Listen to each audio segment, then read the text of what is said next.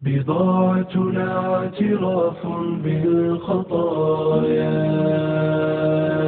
ودمع واكف صدقا يسال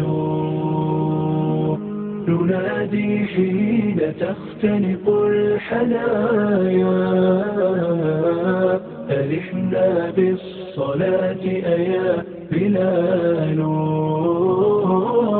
ننادي حين تختنق الحنايا ألحنا بالصلاة أيا بلال ألحنا بالصلاة أيا بلال. الحمد لله الذي خلق الإنسان من تراب وفاوت بين الناس في الأخلاق والآداب، كما فضل بعض الأزمنة على بعض بحكمة، ووفق من شاء لطاعته برحمته. أحمده سبحانه على كل حال، وأشكره دوما على الإنعام والإفضال، وأشهد أن لا إله إلا الله المتفرد بالجلال والكمال، له الأسماء الحسنى والصفات العلى، يعلم ما في السماوات وما في الأرض وما بينهما وما تحت الثرى. وأشهد أن محمدًا عبده ورسوله المبعوث رحمة للعالمين، بلغ البلاغ المبين، صلى الله عليه وعلى خلفائه الراشدين وآل بيته الطيبين وصحابته الكرام الميامين والتابعين لهم بإحسان إلى يوم الدين، وسلم تسليما كثيرا. أما بعد، فإن الله عز وجل بحكمته فضل بعض الأزمنة على بعض، وجعل منها مواسم للتجارة الرابحة معه سبحانه. فكما فضل شهر رمضان على الشهور، فقد جعل العشر الأواخر من أفضل ليالي وأيامها أكمل أيام، وخصها بخصائص عن بقية أيام وليالي الشهر. ومن أظهر فضائل هذه العشر وخصائصها اجتهاد النبي صلى الله عليه وسلم فيها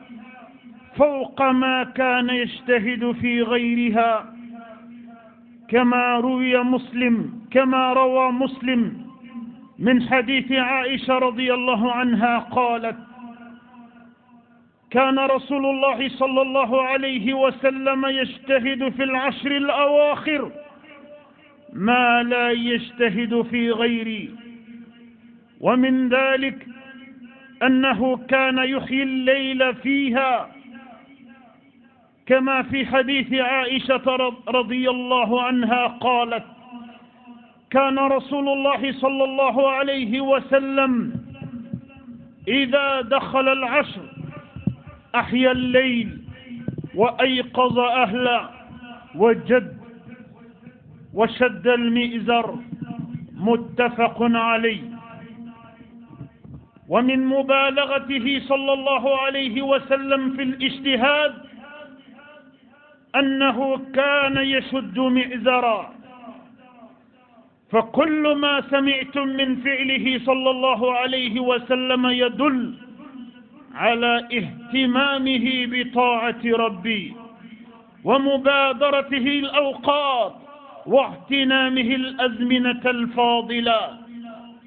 ألا فاقتدوا رحمكم الله بنبيكم صلى الله عليه وسلم، فإنه هو الأسوة والقدوة. وجدوا واجتهدوا في عبادة ربكم، ولا تضيئوا ساعات هذه الأيام وليالي، فإن المرء لا يدري لعله لا يدركها مرة أخرى باختطاف هادم اللذات ومفرق الجماعات. الموت الذي هو نازل بكل امرئ إذا جاء أجل وانتهى عمره، فحينئذ يندم حيث لا ينفع الندم. تنمي علي بركة دابي علي سبحانه وتعالى. ألم من يبنى دم الدين دان كبو بولا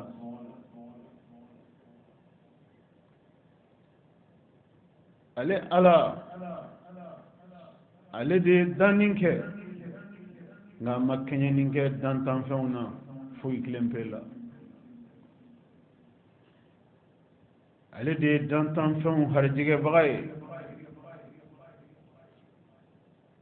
abe dantan fen kilingilen be harjige cogola min jarale alaye. ame masa in tanu, masa sanuma, masa korotale aka baara bela jelena. ambe seinga barka dandaba maye aka nema bamunu na yolu fensen anka su anin tile soma ani wula sangani wati bela jelena. ambe ala ka nema de kono dante nema mununa to sanuma nyale ala de tay to korotalu ni mangutu korotalu ala de nakakan.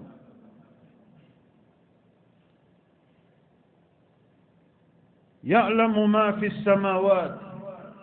fawo fembe sankaba won flanun konona ala kilimpe de do magay. وما في الأرض فهو فهم بدوما كله كننا على الله سبحانه وتعالى كلم بدي أدم غير. وما بينهما فهم بدوما كله نسان كباوني نيونجه كدغلني كبانغلنا بلا جلين جلين دو مسامي موالي على كلم بدي. أمي سريا kafo bato mawere cité min batoli kakan fona kerale ala kilimpe. ambe seria kafo alaka muhammad sallallahu alayhi wa sallam alaka jondo alaka jidendo المبعوث رحمة للعالمين. ala ya lede ci ka cili ke hinaye ka se dantan fem bela jelema. بلغ البلاغ المبين. ala ye ci kan min do a da a ye ci kan in lase a mantow ma dafale foyi ma ci kan in je. adda al amana. ala ye danaya min ta ka da kan ya ala ka danaya minen fa a yi kɔnɔnanjɛya mantow ɲe dante kɔnɔnanjɛya min na. san 23 cidenya kɔnɔna na hɛrɛ sɔrɔ sira bɛɛ lajɛlen a y'a bɛɛ lajɛlen kofɔ a mantow ye ka bɛɛ lajɛlen yira a mantow na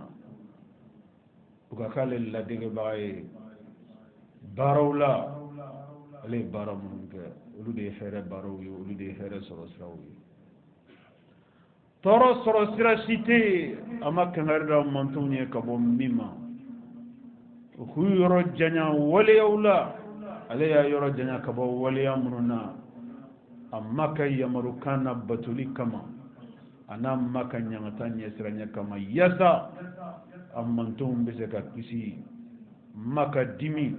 ani ma ka ɲangata bɛ se ka kisi o tɔɔrɔ ma cogo min na. nin de ye cidenw ci kun ye ala fɛ. u bɛ se cogo min na ka kisi duniya ani u bɛ se cogo min na ka kisi lahara. ala ye cidenw ci o de kama. ni mɔgɔ min tora ala ka ciden na ala ko tora ale yɛrɛ ala de la ni mɔgɔ min ye ala ka ciden fɔnko ɲɔgɔnya kumakan na ani kɛwale la ala ko tigila mɔgɔ ye ale ala de fɔnko ɲɔgɔnya kumakan ani kɛwale bɛɛ lajɛlen na ala dun ko k'ale ma buna adamaden ni jinɛ dan foyi yɛrɛ kama fo n'a kɛra ale ala batoli ye ala batoli de ye ala ye yamarukan min fɔ ko k'o kɛ o de ye kɛta ye o de ye fɔta ye ala kota de ye ala ko fɛn min kana kɛ k'o kɛ o de man ka kɛ o fɔli o de fana man ka fɔ hɛrɛ bɛ ala ka yamaru la batoli la cogo min tɔɔrɔ de bɛ ala ka yamarukan o sɔsɔli la de ala ka kisi kɛrɛnkɛrɛnnen ani ala ka nɛɛma dantɛ nɛɛma min na o bɛ alakira muhamadu ye ala ka diɲɛ bɛ ka taga furumuso barikamaw ma ala ka diɲɛ bɛ ka taa kira ka denbaya bɛɛ lajɛlen ma ala ka diɲɛ bɛ ka taa kira ka sahababaw ma kira ka sahaba cɛ 4 minnu n'u tora ala ka ciden na kumakan na ka to ala kɛwale la ka sabati a ka sira jɛlen ka balolen ka sabati a ka sira jɛlen ka ntanyalen kɔfɛ ala ka diɲɛ bɛ ka taa kira ka sahabaw bɛɛ lajɛlen ma an baden alisimɛw بحكمته فضل بعض الأزمنة على بعض ala ka hikma de do no ya ala ka donin de do ala ka fusamantiya de do dan tan fɛnw ka ko bɛɛ lajɛlen na ka dɔ fusaya ni dɔ ye ala ka fusamantiya ala nana n'o ye fo wagatiw kɔnɔna na ka wagati dɔ fusaya ni wagati dɔ ye ka don dɔ fusaya ni don dɔ ye o ye ala ka danni cogoya de ye ka kan buna adamadenw ka ala ka danni cogoya dɔn yasa ala batoli ko ɲuman bɛ se ka nɔgɔya u ma cogo min na masa min ye wagati dɔ fusaya ni wagati dɔ ye o masa in de ye su dɔ fusaya ni su dɔ ye ka don dɔ fusaya ni don dɔ ye ka lɛr dɔ fusaya ni lɛr dɔ ye ka adamaden dɔ fana fusaya ni adamaden dɔ ye ka fusamanciya kɛ o kɛ cogoya la fo ka taa mɔgɔ dan a ko mɔgɔ min ka fisa ni buna adamaden bɛɛ ye a ka fisa ni dantanfɛn bɛɛ ye wa a ka fusamanciya k'ale ala tɛna ɲɔgɔn di dantanfɛn si ma fo ka taa buru fɛ n'o ye alakira muhamadu ye sallallahu alayhi wa sallam ala t'a ɲɔgɔn dan fusamanciya la wa ala tɛna ɲɔgɔn dan masa subhanahu wa ta'ala ka danni kɔnɔna na a ye dɔgɔkun don dɔ fana fusaya ni dɔgɔkun don tɔ bɛɛ n'o ye juma don ye an b'o don dɔ de la bi masa subhanahu wa ta'ala ka fusamanciya kɔnɔna na a ye don dɔ fusaya ka tɛmɛ san don bɛɛ fana kan o don de tɔgɔ ko arafa don hiji don ko de ka fisa ni san don bɛɛ ye tile bɔra don o don na arafa don de ka fisa n'a don bɛɛ ye allahu subhanahu wa ta'ala a b'a ka danni kɔnɔna na n'a ka sebagaya kɔnɔ a nana ka na su kelen di alakira muhamadu manton silamɛw ma kisi ni nɛɛma bɛ alakira ye a ko o su kelen ka fisa ni san su mumɛ bɛɛ lajɛlen ye n'an tɛ su in dɔn barika min bɛ su in na ala bɛ kuma su in kan a ka alikuranɛ ba kɔnɔ kɔrɔta min bɛ su in na ala bɛ ka kuma kɔrɔta in kan a ka alikuranɛ ba kɔnɔ hɛrɛ min bɛ su in na ala bɛ ka kuma o hɛrɛw kan a ka alikuranɛ ba kɔnɔ kumakan na kumakan min n'a tɛ nɔgɔ to su in barika la ani su in ka kɔrɔta a n'a ka fusamanciya la ka tɛmɛ san su mumɛ bɛɛ lajɛlen kan ala y'a fɔ su kelen min ma ko khayrun min alfi shahr ko nin su kelen min n'ale ala y'a dan ka fisa ni san su mumɛ bɛɛ lajɛlen ye ko a bato ni mɔgɔ min y'ale ala bato a su kelen kɔnɔ ko khairun min alfi shahr o bato baraji min nale ala bino do tigila mogo ma ni sukelen bato kono kaka fsani kalo bakelen ale ala batoli ye suni tile soma ni wulay ma ale ala batoli la jo abada ka kalo bakelen ga wala ko sukelen bato akabo ale ala yoro katema oka khairun min alfi shahr sukelen mi ni mogo mi nya nyena maya ala ye ka bato ka ala ye herado kateme kalo bakelen ga ni alqur'an kuma kan ne masa ta'ala kuma kan ya ka alqur'an ba kono shuinga ala ma foko shuin sukelen bato ka baraji ni kalo bakelen bato baraji ka kan da aide ako khairun min ka baraji de kabun heredo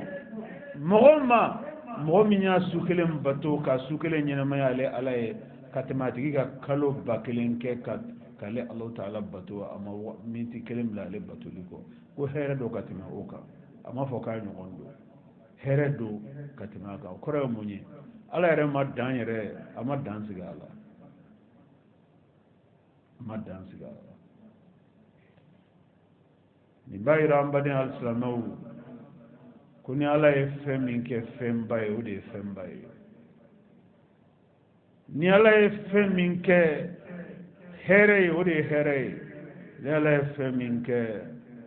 nafay nyina mayama o de nafay nyina mayama ni ala ko ka fem min to e o de toli fay nyina mayabolo ala ko ni sukele khairun here min ba batola akabbo katime sam kalo bakelen ga kalo bakelen abe be sam biseki ani san saba ani kalo nani ko kega tu nyona ima fuyi keni ala batolite ni sukele bato anyena ma ka bato ke alaye ka nyena ma ya alaye herado katime sam biseki ni san saba ni kalo nani selina suna ala bato ka ambare islamu o suyi Allah ta'ala yo bla sungalo de kono o suyi Allah ta'ala yo bla sungalo kletan sabanan de kono nana comme anga walanda temene anya ira aula ka fala e sungalo tla ta ke tla sabaye atla folo ya kletan folo e ala yo ke hine ka ke sumba towi atla flana no ya kletan flana e ala yo ke jurmun kafariye ka ke sumba towi akla sabana no be damine bi suina Allah subhanahu wa ta'ala akayo ke o kletan sabana yi no de sungalo kletan labanye akayo ke wakati de wakati minna ale Allah ta'ala ba ka jon kan horonya ka bo jahannama tasmama jajani ara maden kisira jien fembe mani makisi jahannama mani makisi foyima jani ara maden fen o fen soro jiena ni ma aljana soro ima foy soro jara maden ga ka sira tagayoro minya ka teme jien ta yoro be ka o de jahannama yi ala kumara jahannama kan ka alquran kono kuma kanna makami nate toto mogo dusukun jale o dusukun na katarate mogo dusukun mantigi dusukun ala ko inna azab jahannam ako jahannama nyangata kana gharama ako jahannama nyangata ka jugude tante juguyamina إنها ساءت مستقرا ومقاما ألكو جهنم من ينغتاي ينغتا كودين ينغتا كدون ينغتا مي ندو دي بفرا تورو toro be sena fomi me fara toro kan toro be sena fomi me bark jidi toro la toro be sena fumi mi prokuraya toro la wa toro de be to sena kadan daiman abadan ore be to sena dante olla kadaka ala ko jahannama nyangata kadan di ate jo ate kotege ate noya abe juguya de kata fe abada kabanga fa ko jahannama te mo tagaro niya ya ala yi nin kalo bayin no yesungolo bayini atla sabana no ya kunce wakati ye ko ke wakati minale ala abaka jonyumon kan horonya ka bo jahannama tasmama o bayira ka fo tinyere la adama dinga nyina ma ya bara bela jelin kan ka be jahannama nye bolli de ma adama dinga nyina ma ya bara bela jelin kan ka be jahannama nye sranya de ma ya sayidi je chomina ka kisi jahannama ma wa ala ko kaya o listi ale bo renouveler sanwo sansien kelen san kalo mina o de sungalo ye sungalo wakati mina o de sungalo mana se akle tan sawana ma kale Allah taala be jahannama listi aba réactualiser ka kura ya mɔgɔ minnu nale ala a y'olu kan hɔrɔnya définitivement k'a fɔ ninnu tigilamɔgɔ minnu filɛ nin ye ne ala ka jɔ ɲumanw na n ye ninnu farikolo haramuya ka bɔ jahannama tasuma ma fo ka taa fɔ ko don min jara ni ala ye segin tɛ k'o ka bilen o listi masa subhanahu wa ta'ala jabaru masa a b'o de kɔrɔkɔrɔya sunkalo mana don ni wagati in na tile tan laban kɔnɔ an b'o wagati de la nin de kama ni sunkalo kun sera nin wagati ma n'a tile tan laban ala ka ciden sallallahu alaihi wa sallam a tun b'a ka cɛsiri kɔrɔkɔrɔya sahabaw ko ala kira ka denbaya ko kisi nɛɛma bɛ ala kira ye ala ka diɲɛ bɛ ka taa ka denbaya ma a furumuso barikamaw ma ko ni sunkalo kun sera nin wagati in na ko ala kira alayhi salatu wassalam ka kun bɛ dɔ de fara a ka cɛsiri kan k'i b'a fɔ ko ja sunkalo yɛrɛ kun ma daminɛ fɔlɔ nin y'a daminɛ tɔ de ye ka da mun kan ka da kan ala kira kisi ni nɛɛma ba ye ala y'a ci ka kɛ ladegeli fɛn de ye a manton silamɛw bolo ala y'a ci ka kɛ misaliya tayɔrɔ de ye kanajɔnw bolo ala y'a ci ka kɛ ladegeli fɛn de ye mɔgɔw bolo mɔgɔ minnu tugura ala la ka tugu a ka ciden na kan ka ciden ladege ciden ka cɛsiri kɔrɔkɔrɔyali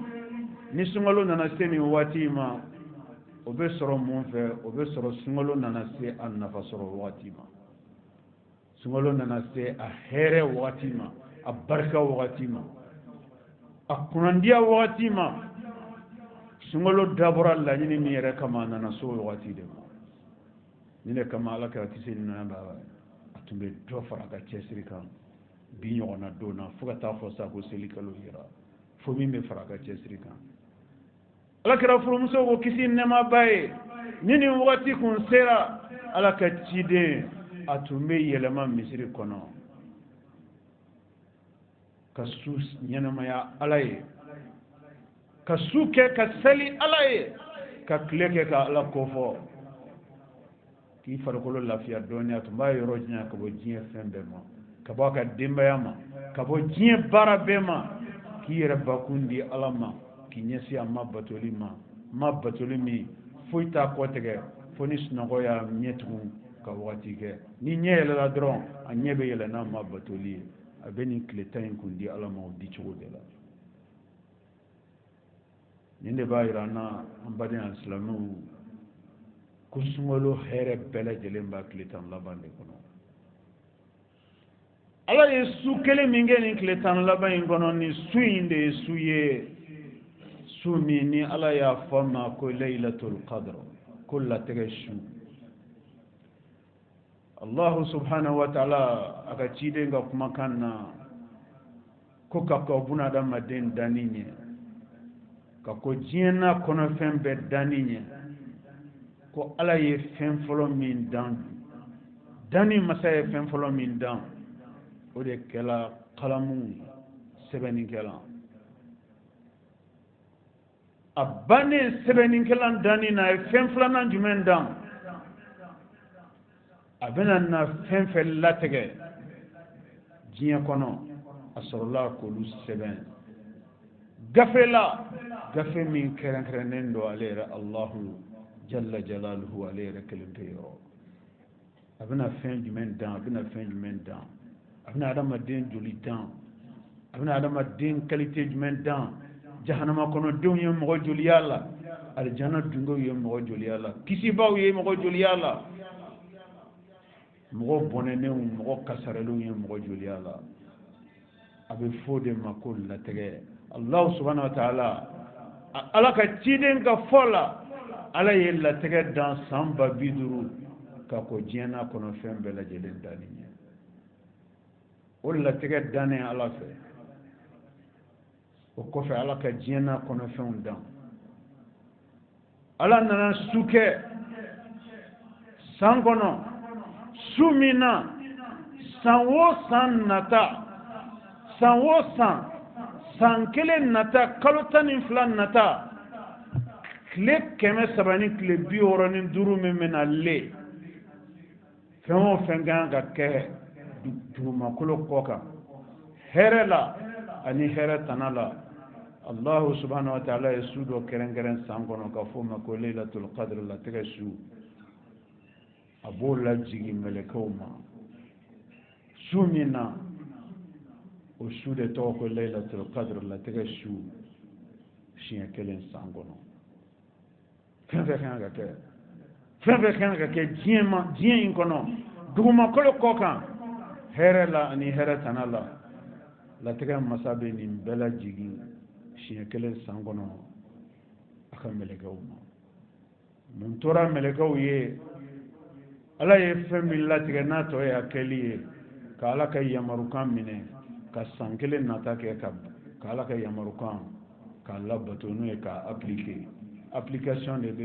o de tora mɛlɛkɛw ye n'o tɛ latigɛ masa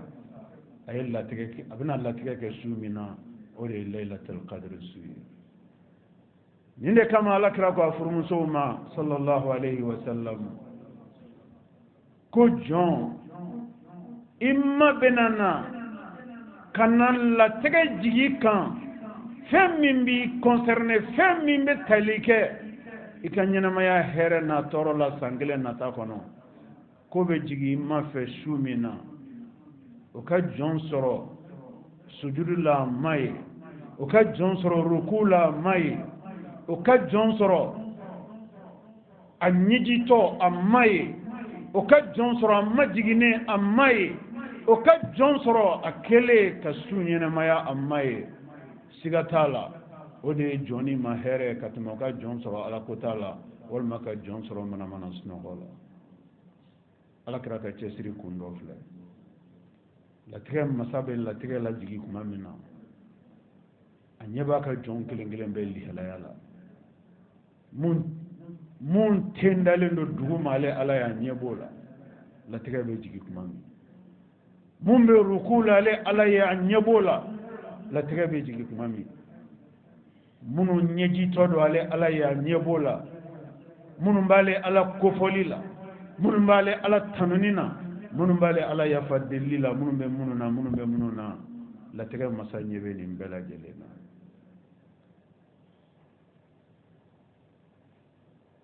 o ka jɔn sɔrɔ lihalaya kɔnɔ lihalaya min ka di i ma ye ala kira ko kisi nɛɛma b'a ye k'o de ye jɔn ma hɛrɛ ye ka tɛmɛ k'i sɔrɔ lihalaya wɛrɛ kɔnɔ min tɛ i ma batoli lihalaya ye alisilamɛw jɔn o jɔn haminen don i ka diɲɛ ɲɛnamaya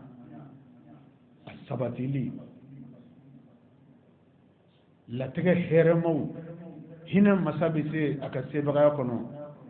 k'olu ɲɛsin i ma cogo min k'e sɔrɔ latigɛ hɛrɛmaw kɔnɔ cogo min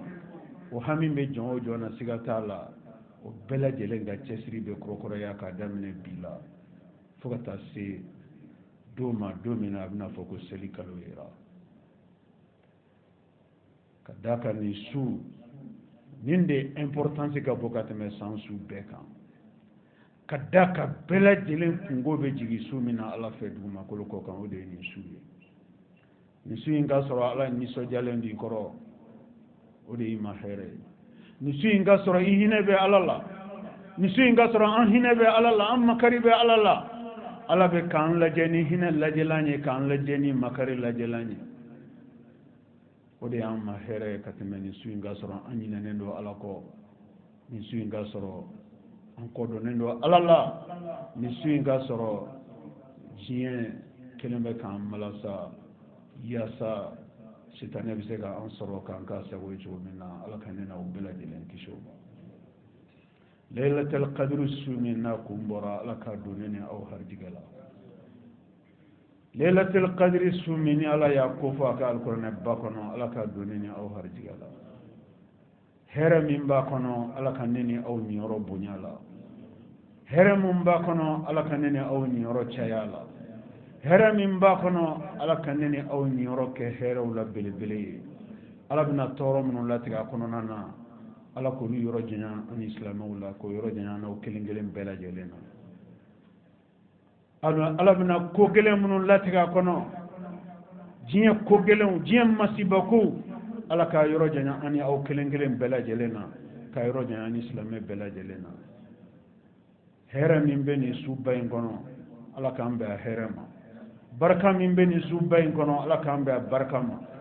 kɔrɔta min bɛ nin suba in kɔnɔ si min bɛ nin suba in kɔnɔ kɛnɛya min bɛ nin suba in kɔnɔ harijigɛ ɲuman min bɛ nin suba in kɔnɔ ala k'an ne ni aw niyɔrɔ bonya la ala k'an an bɛɛ lajɛlen niyɔrɔ caya la ala k'an kala niyɔrɔ batigiw ye hɛrɛw la masa subhanahu wa ta'ala a bɛna hɛrɛ minnu jigin a kɔnɔ tɔɔrɔ minnu b'a kɔnɔ ala k'olu yɔrɔ janya ni silamɛw la k'o yɔrɔ janya n'aw kelen kelen bɛɛ lajɛlen na o tɛ sɔrɔ cɛsiri min kɔ ala k'o cɛsiri dan kelen kelen bɛɛ lajɛlen ma o tɛ sɔrɔ limaniya min kɔ ala k'o limaniya dan kelen kelen bɛɛ lajɛlen ma sunkalo in bɛ taa fori don min na a bɛ fori ka laylatul qadri su to mɔgɔ minnu ka gafe kɔnɔna na ala bolo ala k'an bɛɛ lajɛlen sɔrɔ o la ala ka n'o haramiya an ma ala ka n'o haramiya an ma chers croyants, à partir d'aujourd'hui, le Ramadan va amorcer son dernier virage. Le Ramadan va entamer sa dernière décade, la dernière ligne droite vers l'objectif essentiel même du Ramadan, vers le but principal du Ramadan, vers le véritable enjeu du Ramadan. Tout simplement vers l'essentiel du Ramadan. Car l'essentiel du Ramadan se focalise sur la possibilité que Dieu offre à chaque humain d'échapper de l'enfer. C'est ça le véritable enjeu du Ramadan. Car l'homme, en échappant à tout sauf l'enfer, finalement, on aura échappé à rien. Car l'enfer est le pire des pires. La pire des destinations, c'est l'enfer. L'homme n'aura véritablement échappé que quand il aura échappé à l'enfer. Dans cette dernière décade du Ramadan, Dieu a logé une nuit qui s'appelle la nuit du destin. La nuit pendant laquelle le Créateur suprême révélera aux anges responsables de l'exécution des mains courantes sur terre le sort de l'humanité pendant les 365 jours qui viennent. Pendant les 365 jours qui viennent, Dieu révélera aux anges le sort de l'ensemble de l'humanité, dans le sens du bien comme dans le registre du mal. Au moment où Dieu révélera le sort de l'humanité, le sort de chacun de nous, dans un sens comme dans l'autre, ce moment doit trouver les croyants dans la plus grande humilité pour son Seigneur, dans la plus grande proximité de son Seigneur, dans la plus grande satisfaction de son Seigneur. Au moment où Dieu révélera le sort de chacun de nous, pour les 365 jours à venir, nous devrions être proches de Dieu. Nous devrions être soumis à lui, à sa volonté. Nous devrions être le plus loin possible du Satan. Car le Satan, par définition, ne fait rien de bon pour l'homme. C'est le véritable ennemi de l'homme. Tous ceux qui auront trouvé un alibi ou un quelconque argument pour ne pas gagner cette nuit, tous ceux-ci ont tout simplement été trompés par le Satan. Tous ceux-ci ont été tout simplement embarqués dans le bateau du Satan. Et ce bateau n'a d'autre destination que l'enfer. Mais tous ceux qui auront choisi le chemin de la résistance au Satan, le chemin de la quête du paradis, le chemin par lequel nous échapperons à l'enfer, tous ceux-ci, sans aucun doute, vont jeter toutes leurs forces dans la quête de cette nuit bénie qui est la nuit du destin. Dieu a qualifié la nuit du destin de la plus grande nuit de l'année, de la meilleure nuit de l'année, de la nuit la plus importante de l'année. C'est au cours de cette nuit que le grand patron des anges, l'ange Gabriel, fait son retour une fois sur terre et vivre l'intensité de l'adoration de cette nuit avec la Oumma du prophète, paix et salut sur lui. Le patron des anges rend visite une fois par an à la Oumma du prophète Mohammed, paix et salut sur lui, et vivre en leur compagnie cette nuit qui est la nuit la plus importante, qui est au cœur de tous les enjeux du Ramadan. La bataille pour la nuit du destin commence ce soir. J'ai prié Dieu pour que vous et moi nous soyons au rendez-vous de cette bataille. La bataille dans le sens de l'adoration, la bataille dans le sens de la soumission à Dieu, la bataille dans le sens de notre quête permanente de la miséricorde de Dieu, de notre quête permanente de l'assistance de Dieu, de l'accompagnement de Dieu, de la protection de Dieu, jusqu'à ce que nous échapperions à l'enfer. C'est cette bataille qui commence ce soir. J'ai prié Dieu pour que chacun de nous, hommes et femmes, enfants et vieux, que nous soyons tous au rendez-vous de cette quête, de cette bataille. Qu'Allah nous inscrive parmi les gagnants de cette nuit. Qu'Allah nous inscrive parmi les heureux gagnants de cette nuit. Qu'Allah fasse qu'au sortir de ce mois béni du Ramadan, nous soyons sur la liste des affranchis de l'enfer. Que nous soyons définitivement sur la liste des récipiendaires au paradis. Amin. أعوذ بالله من الشيطان الرجيم. إنا أنزلناه في ليلة القدر وما أدراك ما ليلة القدر ليلة القدر خير من 1000 شهر. بارك الله لي ولكم في القرآن العظيم ونفعني الله وإياكم بما فيه من الهدى والبيان وذكر الحكيم. قد قلت ما قلت، إن كان ثوابا فمن الله وإن كان خطأ فمني ومن الشيطان، وأستغفر الله العظيم الجليل لي ولكم ولسائر المسلمين من كل ذنب فاستغفروه إنه هو الغفور الرحيم. إن الحمد لله نحمده تعالى ونستعينه ونستهديه ونتوب إليه ونستغفره. من يطع الله ورسوله فقد رشد، ومن يعص الله تعالى ورسوله فقد غوى. ألا وصلوا وسلموا على خير البرية وأفضل البشرية، كما أمركم المولى عز وجل. وقال عز من قائل حكيم: إن الله وملائكته يصلون على النبي يا أيها الذين آمنوا صلوا عليه وسلموا تسليما. اللهم صل وسلم ومجد وأكرم وأنعم وبارك على عبدك ورسولك محمد صاحب الوجه الأنور والجبين الأزهر. وارض اللهم عن خلفائه الراشدين المهديين أولي الفضل والإحسان، أبي بكر وعمر وعثمان وعلي. وارض اللهم عن جميع صحابته الكرام والتابعين لهم بالإحسان إلى يوم الدين، وأنا معهم بمنك وكرمك يا أكرم الأكرمين. اللهم أعز الإسلام والمسلمين، اللهم أعز الإسلام والمسلمين، وأذل الشرك والمشركين، وأدم الأمن والاستقرار في ربوعنا، واجعل هذا البلد آمنا مطمئنا وسائر بلاد المسلمين. اللهم آمنا في أوطاننا،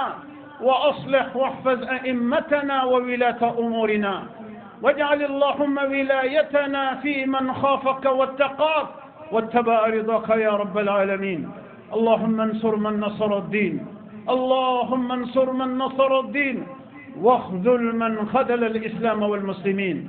اللهم آت نفوسنا تقواها وزكها أنت خير من زكاها، أنت وليها ومولاها برحمتك يا أرحم الراحمين. ربنا آتنا في الدنيا حسنة وفي الآخرة حسنة وقنا عذاب النار. ربنا لا تزغ قلوبنا بعد إذ هديتنا وهب لنا من لدنك رحمة إنك أنت الوهاب. ربنا هب لنا من أزواجنا وذرياتنا قرة أعين وجعلنا للمتقين إماما. وسبحان ربك رب العزة عما يصفون، وسلام على المرسلين، والحمد لله رب العالمين. بضاعتنا اعتراف بالخطايا، ودمع واكف صدقا يسال، ننادي حين تختنق الحنايا، ألحنا بالصلاة أيا بلال، ننادي حين تختنق الحنايا، ألحنا بالصلاة أيا بلال، ألحنا بالصلاة أيا بلال.